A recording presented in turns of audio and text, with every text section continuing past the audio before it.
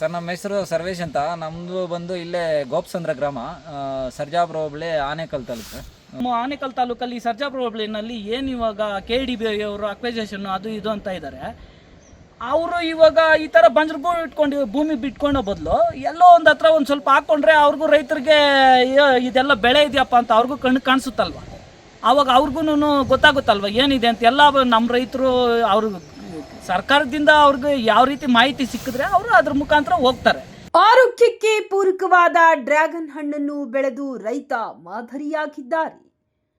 ಸರ್ಕಾರ ಸಣ್ಣ ಮತ್ತು ಅತಿ ಸಣ್ಣ ರೈತರಿಗೆ ವಿದ್ಯುತ್ ಮತ್ತು ಸಬ್ಸಿಡಿ ಕೊಟ್ಟರೆ, ಇನ್ನು ಅತಿ ಹೆಚ್ಚು ಡ್ರ್ಯಾಗನ್ ಹಣ್ಣು ಬೆಳೆದು ಮಾರುಕಟ್ಟೆಗೆ ಕೊಟ್ಟರೆ ಸಾಮಾನ್ಯ ಬಡ ಮಧ್ಯಮ ಗ್ರಾಹಕರು ಕಡಿಮೆ ಬೆಲೆಯಲ್ಲಿ ಡ್ರ್ಯಾಗನ್ ಹಣ್ಣು ಕೊಂಡುಕೊಂಡು ಅವರ ಆರೋಗ್ಯ ಅವರೇ ರಕ್ಷಣೆ ಮಾಡಿಕೊಳ್ಳಬಹುದಾಗಿದೆ.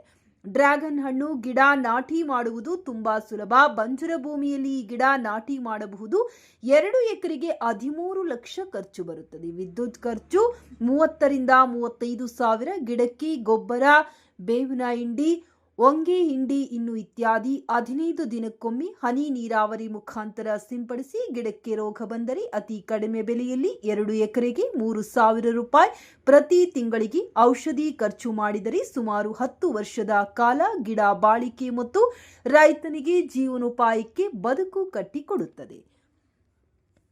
ಎಲ್ಲಾ ರೈತರು ಡ್ರ್ಯಾಗನ್ ಹಣ್ಣು ಬೆಳೆದು ಈಗಿನ ಯುಗದಲ್ಲಿ ಮನುಷ್ಯನಿಗೆ ಆರೋಗ್ಯಕ್ಕೆ ಬೇಕಾದ ಹಣ್ಣುಗಳನ್ನ ಬೆಳೆದು ಕೊಡಬೇಕಾಗಿ ತಿಳಿಸುತ್ತಾ, ಇಂಥ ಫಲವತ್ತಾದ ಭೂಮಿಯನ್ನ KDB ಹೆಸರಿನಲ್ಲಿ ಸರ್ಕಾರ ವಶಪಡಿಸಿಕೊಳ್ಳುವುದಕ್ಕೆ ಆದೇಶ ಹೊರಡಿಸಿದೆ. ಈ ಆದೇಶವನ್ನ ಹಿಂಪಡೆಯಬೇಕೆಂದು ಒತ್ತಾಯಿಸಿದರು. ಸರ್, ಇದು ನಾವು ಮೇಂಟೆನೆನ್ಸ್ ಯಾವ ರೀತಿ ಮಾಡ್ಕೊಂಡು ಹೋದ್ರೆ ಆ ರೀತಿ ಈಲ್ಡ್ ತೆಗಿಬೋದು ಸರ್. ಒಂದು ಮೇಯಿಂದ ಬಂದು ನವಂಬರ್ವರೆಗೂ ಸೀಸನ್ ಇರೋದು. ಇದು ಸೀಸನ್ ಇರೋದೇ ಆವಾಗಲ. ನಾವು ಏನು ಮಾಡ್ದಿದ್ರೇನೋ ಅದು 15 ಡೇಸ್ ಒನ್ ಟೈಮ್ ಬರ್ತಾ ಇರುತ್ತೆ. ಅದೇ ಇವಾಗ ಏನಿದೆ ಅಟ್ ಪ್ರೆಸೆಂಟ್ ಇವಾಗ ನೀವು ಏನು ನೋಡ್ತಾ ಇದ್ದೀರಾ ಇದೆಲ್ಲನೂ ನಾವು ಲೈಟಿಂಗಲ್ಲಿ ಹಾಕಿ ತೆಗ್ದಿರೋದು. ಇದು ಏನು ಇವಾಗ ಲೈಟಿಂಗ್ ಇವಾಗ ಬಲ್ಪ್ ಹಾಕಿದ್ದೀವಿ. ಈ ಬೆಳಕಿಂದ ನಾವು ಇವಾಗ ಏನು ಕ್ರ್ಯಾಪ್ ನೀವು ಇವಾಗ ತೋಟದಲ್ಲಿ ನೋಡ್ತಾ ಇದ್ದೀರಾ, ಇದು ಬಂದು ಲೈಟಿಂಗ್ ಹಾಕಿ ನಾವು ಇವಾಗ ಇದನ್ನು ಕ್ರ್ಯಾಪ್ ತೆಗ್ದಿರೋದು. ಈ ಕ್ರ್ಯಾಪ್ ಬಂದು ನಮ್ಗೆ ಆಲ್ರೆಡಿ ಇವಾಗ ಹಾರ್ವೆಸ್ಟ್ಗೆ ರೆಡಿ ಇದೆ.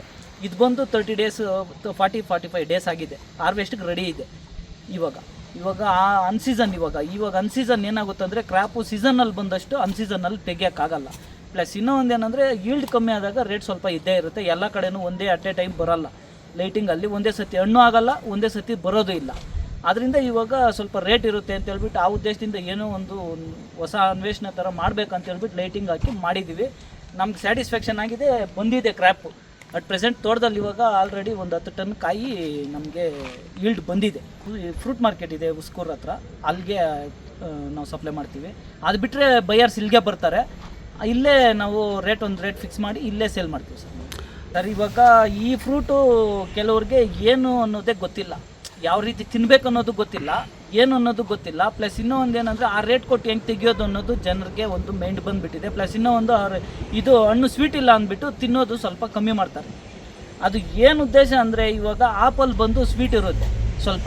ಶುಗರ್ ಪೇಷೆಂಟ್ಗೆ ಡಾಕ್ಟ್ರೇ ಸಜೆಷನ್ ಕೊಡ್ತಾರೆ ಆಪಲ್ ತಿನ್ನಬಾರ್ದು ಅಂತ.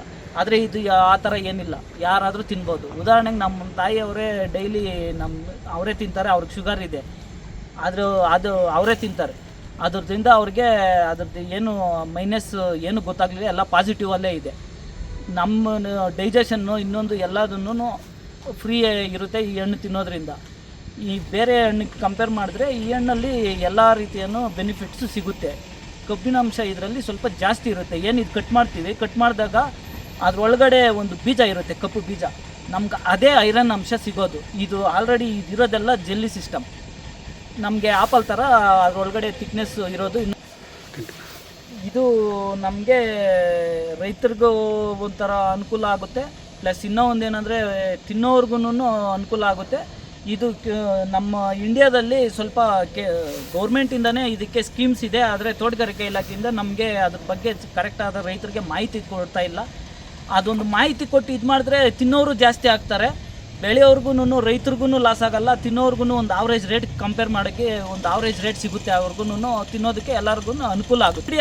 ಅದೇ ಹೇಳ್ತಾ ಇದ್ದೀನಲ್ಲ ಸರ್, ನಮಗೆ ಅಲ್ಲಿ ಸೆಂಟ್ರಲ್ ಗೌರ್ಮೆಂಟಿಂದನೇ ಸ್ಕೀಮ್ ಇದೆ. ಅದು ಯಾರೋ ನಮಗೆ ತೋಟಗಾರಿಕೆಯಿಂದ ಹಿಂಗೆ ಬಂದು ನಮ್ಮ ಹತ್ರನೆಲ್ಲ ಡೀಟೇಲ್ಸ್ ತೊಗೊಂಡೋಗಿ ಆಲ್ರೆಡಿ ಒಂದು ಸತಿ ನಮಗೂ ಒಂದು ಸ್ವಲ್ಪ ಒಂದು 35,000 ಏನೋ ಲಾಸ್ಟ್ 2 ಮಂತ್ ಬ್ಯಾಕು ಬಂದಿದೆ. ಅದಕ್ಕೆ ಮುಂಚೆನೂ ಬಂದಿತ್ತು. ಅವ್ರು ಯಾರೋ ಗೊತ್ತು, ಅವ್ರ ಹೆಸರು ಗೊತ್ತಿಲ್ಲ. ಅವರು ಅದದ್ದು ನಮ್ಗೆ ಅಮೌಂಟು ಅದು ಏನು ಬಂದಿತ್ತು, ಆದರೆ ನಮ್ಗೆ ಅದು ರಿಕವರಿ ಆಗಲಿಲ್ಲ. ಆಲ್ರೆಡಿ ಇದ್ರ ಬಗ್ಗೆ ಮಾಹಿತಿ ಎಲ್ಲ ಸೆಂಟ್ರಲ್ ಗೌರ್ಮೆಂಟಿಂದನೂ ಇದು ಏನಂದರೆ ನಮ್ಮ ಇಂಡಿಯಾದಲ್ಲಿ ಇಷ್ಟು ಹೆಕ್ಟೇರು ಇದು ಇಂಪ್ಲಿಮೆಂಟ್ ಮಾಡಬೇಕಂತ ಆಲ್ರೆಡಿ ಸ್ಕೀಮೇ ಇದೆ, ಡ್ರ್ಯಾಗನ್ ಫ್ರೂಟ್ ಅಂತ. ಇವಾಗ ಫಾರಿನಿಂದ ಇವಾಗ ವಿಯೆಟ್ನಾಮಿಂದ ಈ ಸೀಸನ್ನಿಂದ ಇವಾಗ ಈ ಮಂತ್ ಎಂಡಿಂದ ಇಂಪೋರ್ಟ್ ಮಾಡ್ಕೊತಾರೆ.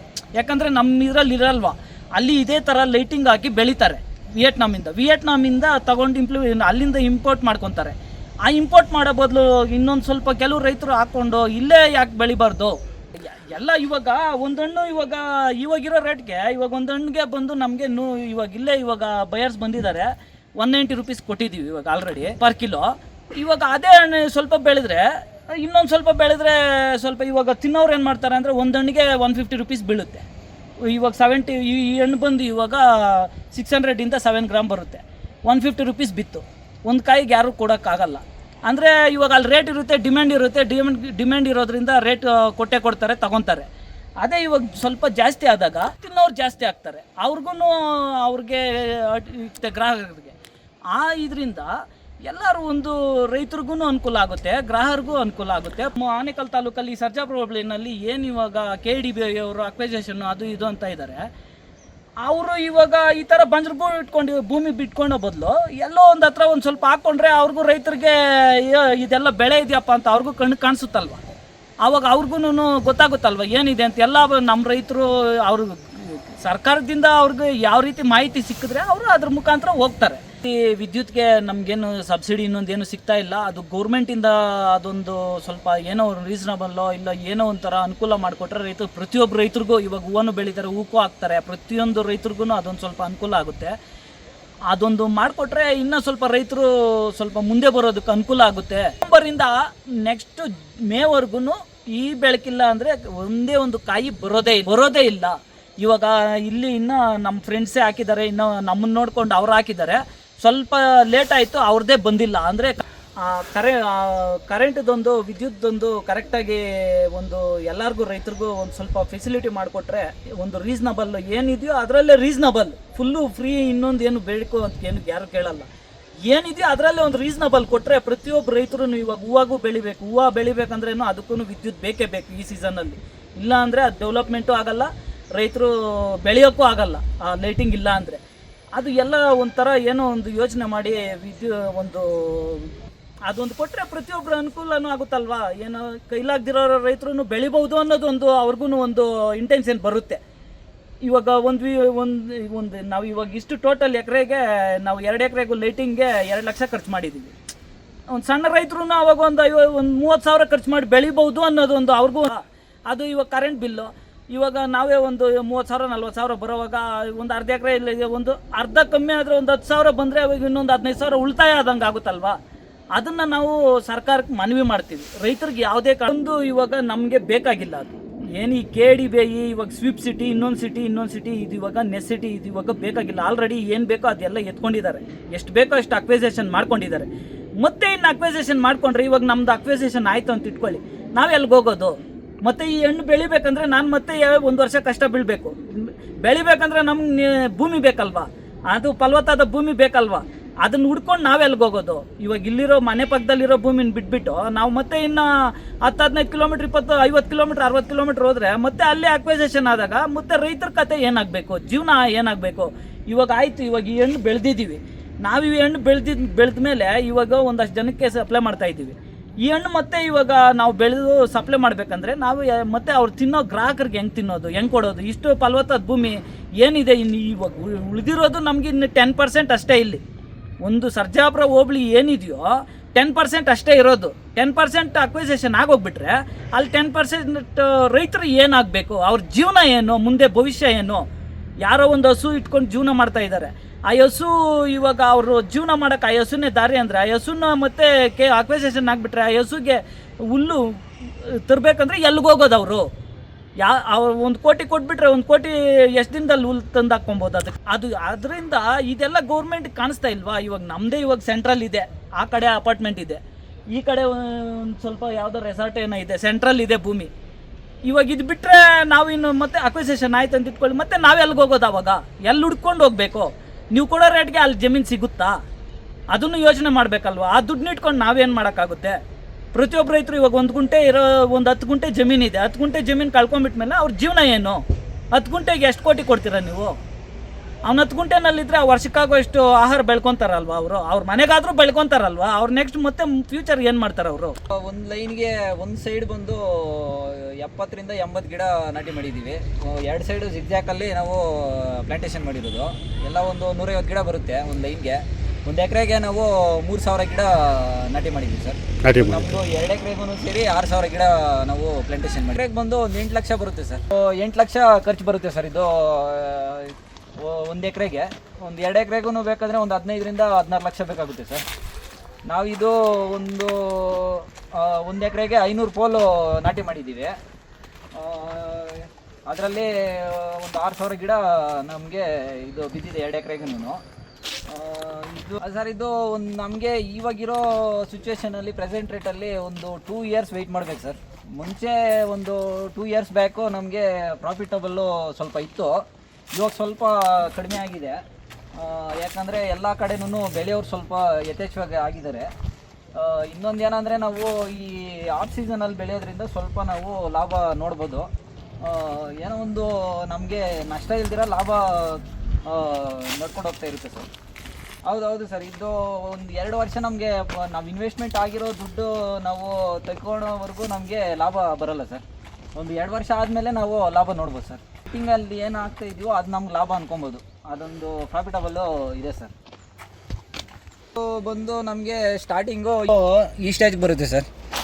ಒಂದು ಈ ಸ್ಟೇಜ್ಗೆ ಬಂದಮೇಲೆ ನಮಗೆ 15 ಡೇಸ್ಗೆ ಈ ಥರ ಆಗುತ್ತೆ ಸರ್. ಈ ಥರ ಆದಮೇಲೆ ಇದು ರಾತ್ರಿ 8 ಗಂಟೆಗೆ ಫ್ಲವರಿಂಗ್ ಆಗುತ್ತೆ. ರಾತ್ರಿ 8 ಗಂಟೆಗೆ ಫ್ಲವರಿಂಗ್ ಆದಮೇಲೆ ಮಾರ್ನಿಂಗು ಒಂದು ಬೆಳಗ್ಗೆ 8 ಗಂಟೆವರೆಗೂ ಅದು ಓಪನ್ ಆಗಿರುತ್ತೆ. ಆಮೇಲೆ ನಾರ್ಮಲ್ಲು ಮುದ್ರಕೊಂಡ್ಬಿಡುತ್ತೆ ಅದು. ಆಮೇಲೆ ಇದು ಫ್ಲವರಿಂಗ್ ಆದಮೇಲೆ ನಮಗೆ 1 ತಿಂಗಳಿಗೆ ನಮಗೆ ಹಣ್ಣು ಹಾರ್ವೆಸ್ಟ್ ಮಾಡೋಕ್ಕೆ ಸಿಗುತ್ತೆ ಸರ್. ಈ ಸ್ಟೇಜ್ ಹೂವು ಫ್ಲವರಿಂಗ್ ಆದಮೇಲೆ ನಮಗೆ ಆಮೇಲೆ ಕಾಯಿ ಬರಬೇಕು, ನಮಗೆ ತಿನ್ನೋಕ್ಕೆ ಹಣ್ಣು ಬೇಕಂದರೆ 30 ದಿನಕ್ಕೆ ನಮಗೆ ಸಿಗುತ್ತೆ. ಟೋಟಲ್ ಪ್ರೊಸೆಸ್ ಬಂದು ನಮಗೆ 45 ರಿಂದ 50 ದಿನ ಬೇಕು ಒಂದು ಹಣ್ಣಾಗಬೇಕಂದ್ರೆ. ಬಡ್ಸಿಂದ ಈ ಸ್ಟೇಜಿಂದ ನಮಗೆ ಈ ಸ್ಟೇಜ್ ಕಾಯಿ ಆಗಿ ಹಣ್ಣಾಗೋವರೆಗೂ 45 ದಿನ 50 ದಿನ ಬೇಕಾಗುತ್ತೆ. ಕೃಷಿ ಹೊಂಡನೂ ಇದೆ. ನಾವು ಡ್ರಿಪ್ ಇರಿಗೇಷನ್ ಮಾಡ್ಕೊಂಡಿದ್ದೀವಿ. ಇದಕ್ಕೆಲ್ಲ ಏನು ನೀರು ಯಥೇಚ್ಛವಾಗಿ ಏನು ಬೇಕಾಗಿಲ್ಲ. ಒಂದು 15 ದಿನಕ್ಕೆ ಒಂದು ಟೈಮ್ ಬಿಟ್ರೇನೂ ಸಾಕು ನಮಗೆ. ಇದಕ್ಕೆ ನೀರಂಶ ತೇವಾಂಶ ಕಮ್ಮಿನೇ ಇರಬೇಕು. ಜಾಸ್ತಿ ಯಥೇಚ್ಛವಾಗಿ ಬಿಟ್ಟರೆ ಏನಾಗುತ್ತೆ ಅಂದರೆ ಎಲ್ಲ ಕೊಳೆ ರೋಗ ಬರುತ್ತೆ. ಕೊಳೆ ರೋಗ ಬಂದವಾಗ ಏನಾಗುತ್ತೆ ಕಾಯಿಗೆ ಸರ್ ಇದು ಮಳೆಗಾಲದಲ್ಲೇ ನಮಗೆ ಬೇಕಾಗಿರೋದು ಯಥೇಚ್ಛವಾಗಿ ಅದು ಫಂಗಸ್ ಅಂತ ಅದೇ ಕೊಳೆ ರೋಗ ಬರುತ್ತೆ. ಆದ್ದರಿಂದ ಏನಾಗುತ್ತೆ ಅಂದರೆ ನಾವು ಇದರಲ್ಲಿ ರೆಸ್ಟ್ ಫಂಗಸ್ ಅಂತ ಬರುತ್ತೆ ನೋಡಿ, ಇಲ್ಲಿದೆ. ಇಲ್ಲಿ ಈ ಥರ ಮಳೆ ಜಾಸ್ತಿ ಆದರೆ ಆಗುತ್ತೆ. ಈ ಥರ ಆದವಾಗ ಏನು ಮಾಡಬೇಕಂದ್ರೆ ನಾವು ಬೆಲ್ಟೆಕ್ಸು ಕವಾಚು ಆ ಥರ ಬರುತ್ತೆ, ಅದನ್ನ ಸ್ಪ್ರೇ ಮಾಡಿಕೊಂಡ್ರೆ ನಾವು ಹತೋಟಿನಲ್ಲಿ ಇಟ್ಕೊಬೋದು ಸರ್. ಅದು ಒಂದು ಎಕರೆಗೆ ಒಂದು 2000 ದಿಂದ 3000 ಬರುತ್ತೆ ಸರ್. ಅದು ಮೆಡಿಷನ್ ಎಲ್ಲ ಏನು ಇದ್ರಿಗೆ ಬೇಕಾಗಿಲ್ಲ, ಬಟ್ ತೇವಾಂಶ ಆದವಾಗ ಆ ರೋಗ ಬಂದವಾಗ ಮಾತ್ರ ನಮ್ಮಿ ಖರ್ಚು ಸರ್. ಇನ್ನೊಂದು ಏನಂದರೆ ಈ ಬೇಸಿಗೆನಲ್ಲಿ ಸನ್ಬರ್ನ್ ನೋಡಿ ಸರ್, ಇದೇನಿದೆ ಯೆಲ್ಲೋ ಇಶ್ಯೂ, ಈ ಥರ ಯೆಲ್ಲೋ ಕಲರು ಬಂದುಬಿಡುತ್ತೆ, ಹಳದಿ ಬಣ್ಣಕ್ಕೆ ತಿರ್ಕೊಳುತ್ತೆ. ಬಿಸಿಲು ಜಾಸ್ತಿ ಯಥೇಚ್ಛವಾಗಿ ಆದಾಗ ಬೇಸಿಗೆನಲ್ಲಿ ಆ ಥರ ಆಗುತ್ತೆ. ಆಗ ನಾವೇನು ಮಾಡಬೇಕಂದ್ರೆ ಕಯಲಿನ್ ಪೌಡ್ರ್ ಅಂತ ಬರುತ್ತೆ, ಸುಣ್ಣ ಟೈಪ್ ಬರುತ್ತೆ, ಅದನ್ನು ನಾವು ಸ್ಪ್ರೇ ಮಾಡಿಕೊಂಡ್ರೆ ನಾವು ಅದನ್ನ ನಿಯಂತ್ರಣದಲ್ಲಿ ಇಕ್ಕೊಬೋದು ಸರ್. ಇದು ಬೆಳಿಬೋದು, ಬೆಳೆದ್ರೇನು ಯಥೇಚ್ಛವಾಗಿ ಬೆಳೆಯೋಕ್ಕೆ ಹೋಗಬಾರ್ದು.